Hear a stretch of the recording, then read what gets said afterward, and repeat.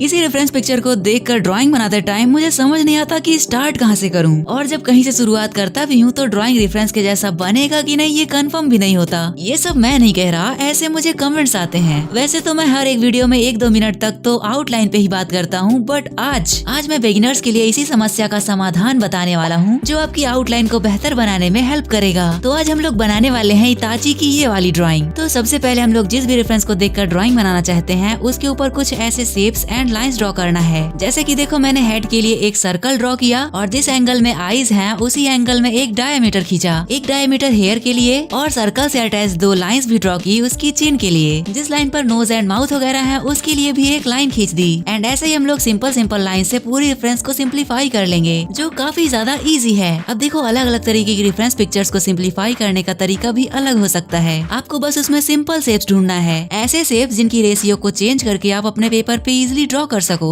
Starting में आप उन शेप्स एंड लाइंस को रेफरेंस के ऊपर ही ड्रॉ कर सकते हो किसी ड्राइंग ऐप का इस्तेमाल करके, जैसे कि मैं आईबीस पेंट ऐप यूज कर रहा हूँ और जो स्टाइलस पेन मैं यूज कर रहा हूँ इसे मैंने यहाँ पे टैग कर दिया है। तो जब आपको धीरे धीरे इस चीज की प्रैक्टिस हो जाएगी और अपनी रेफरेंस को सिंप्लीफाई करने का एक्सपीरियंस हो जाएगा तो रेफरेंस के ऊपर इन लाइंस को ड्रॉ करने की कोई जरूरत ही नहीं पड़ेगी, आप वैसे ही एज्यूम करके ड्रॉ कर लोगे। अब देखो मैंने अपनी रेफरेंस को अच्छे से सिंप्लीफाई कर लिया है और देखो कितने इजी शेप्स एंड लाइंस को ड्रॉ किया है जिसे पेपर पे ड्रॉ करना बहुत आसान है। अब इन्हीं शेप्स एंड लाइंस को अपने पेपर पे भी ड्रॉ करूंगा। जैसे कि मैंने हेड के लिए सर्कल ड्रॉ किया था तो मैंने सर्कल बनाया, रेफरेंस इमेज में जिस जगह पे सर्कल बना है उसी जगह पे ही पेपर पे भी ड्रॉ करेंगे, और जो लाइंस खींची थी उन सभी लाइंस को भी ऐसे ड्रॉ कर देंगे। सभी चीजों को वैसा ही सेम टू सेम ड्रॉ करने के बाद अब आपको एक मेजरमेंट मिल जाएगा कि कौन सी चीज कहाँ पर ड्रॉ करनी है। जैसे कि रेफरेंस में देखो इस वाली लाइन पे आईज हैं तो पेपर पे भी हम लोग आईज को यहीं पे ड्रॉ करेंगे। अब इस जगह पे आपको थोड़ा बहुत दिमाग तो लगाना ही पड़ेगा। इस ट्रिक से आपको ये तो पता चल जाएगा कि कौन सी चीज कहाँ पे ड्रॉ करनी है, बट ड्रॉ तो आपको ही करना पड़ेगा। तो इसके लिए प्रैक्टिस लगेगी। तो अपनी रेफरेंस को भी अच्छे से ऑब्जर्व करना एंड वैसा ही बनाने का ट्राई करना। जैसे कि मैंने पहले लेफ्ट आई ड्रॉ की जो सर्कल के मिडिल में है, मिडिल वाले पॉइंट से थोड़ा सा नीचे। इसके बाद मैंने फिर से अपनी रेफरेंस को अच्छे से देखा और मुझे लगा कि मैंने ये लाइंस थोड़ा गलत बनाई है, तो मैंने उन्हें फिर से सही कर दिया। क्योंकि अगर आपने इन लाइंस को ही गलत बना दिया तो ड्राइंग भी सही नहीं बनेगी, इसलिए इन लाइंस को भी रेफरेंस वाली लाइंस के जैसा ही ड्रॉ करना। तो इन लाइंस को मैंने फिर से ड्रॉ किया और अभी मैं सारी चीजों को अच्छे से ड्रॉ कर रहा हूँ। जैसे कि फेस की आउटर लाइन जो सर्कल के राइट साइड में ही है और वो लाइन पर ही है, ऐसा मेरी रेफरेंस में दिख रहा है, और दूसरी वाली आंख भी इसी के बीच में है।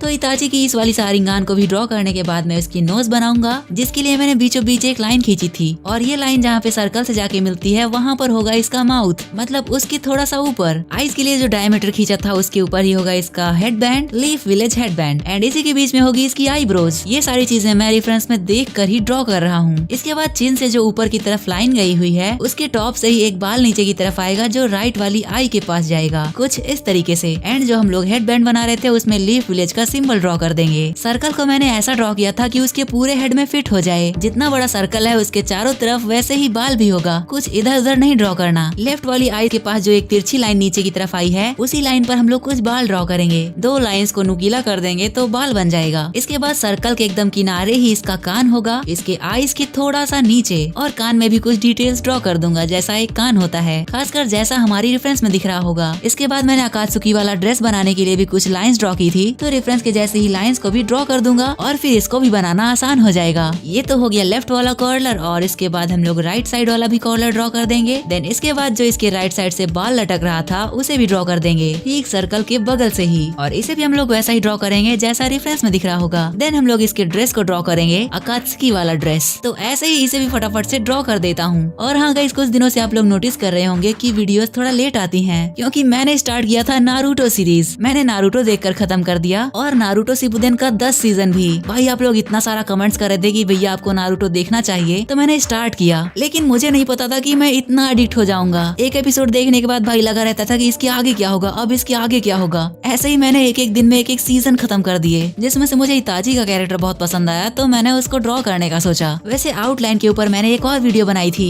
अगर अभी तक नहीं देखा है तो एंड स्क्रीन में जो राइट साइड में वीडियो आएगी उस पे क्लिक करके देख सकते हो। बाकी आज का भी हमारा आउटलाइन हुआ कंप्लीट। आई होप आपको समझ में आ गया होगा। अगर समझ में आ गया है तो लाइक करना, एंड चैनल पे नए होगे तो सब्सक्राइब भी करना। मैं मिलता हूँ आपसे किसी नेक्स्ट वीडियो में, तब तक के लिए बाय बाय।